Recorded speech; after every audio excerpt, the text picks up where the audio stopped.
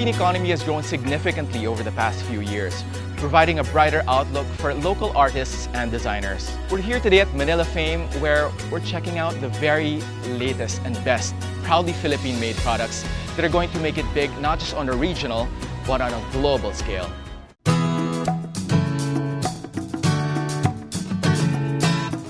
Manila Fame is organized by the Department of Trade and Industry.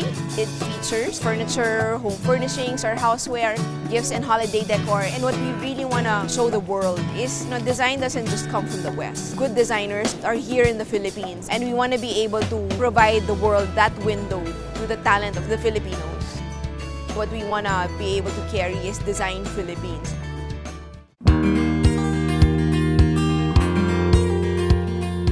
Your collection, your chair is part of the Yes, it's Design part of- Philippines collection. It started with Saitem and Buji.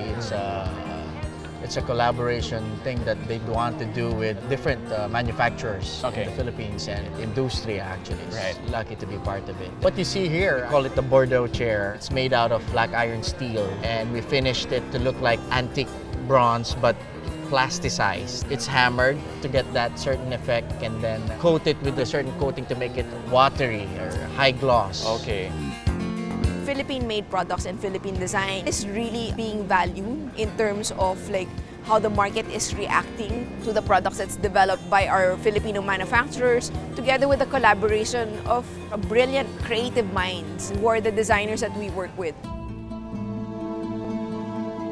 I'm here with award-winning furniture designer, Gish. Tell us about what's been happening here. It's a pretty interesting day. Surprised that there are a lot of foreign buyers. What do you think the foreign buyers are looking for here in the Philippines? We're known for artisans, handcrafted.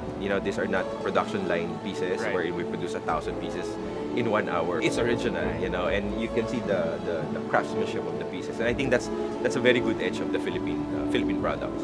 What do you have that's different now as opposed to what you've been showcasing, let's say, in the past show? We decided to introduce metal and acrylic, but still with a touch of Filipino.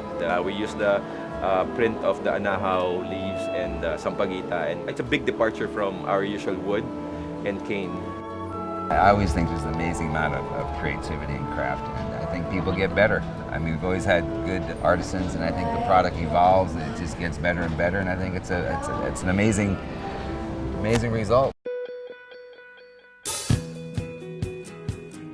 Carlo, your works or your pieces were featured in the special setting here in Saitem. One of the things that was peculiar of this year presentation was this technique that we develop in our factory. It's made of palm fiber from the coconut. I would never have thought that this piece would be made out of coconut. It doesn't look anything like usual coconut pieces that have been made in the past. Thanks to really several experiments, and that was quite a stunning idea. Then, in fact, has been featured, and today we've had also some artists that was visiting the show, and they were very impressed by that. Okay, I'm here with Vito Sama. Vito, anything new in terms of how you came up with the concept for the collection?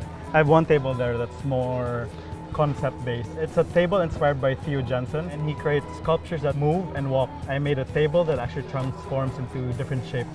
It's basically a table that moves, as I said. So just by simple movements of pulling and pushing, you can create a different pattern from the table. Okay. It becomes a circle, a hexagon, and 2 different stars. We're also proud to be working with designers on the rise. These are young designers that are really out to make their name in the international market. The Red Box is a mentorship program for young designers, architects, artists. We pride ourselves in using old, reclaimed Philippine hardwood. It's called Cebu Furnitures. It's a rebirth of some sort, and we try to create them into free-flowing wood furniture. We try to finish them in a traditional manner, so we finish them in pure oil. Ours was a little more like a mentor type relationship with Sir Buji. Okay. Tweaking and collaboration, and last minute he decides, he sees the pillows, he says, I think you need to come up with a chair. It's been very exciting for me because it's given me the opportunity to work with companies I haven't worked before. It's a mix of different materials that is very exciting to be able to express myself and work with their capabilities and also their in-house designers. Of course, we want it to be the catalyst for creative businesses. So much to be proud of, like as a country and as a people. And we want Manila Fame to be one of those vehicles by which to achieve that. They can expect all new and fresh designs, something that they can live with for a long, long time. And I think it's also not only about products, but it's also about art, designs, sculpture, anything that will bring out creativity.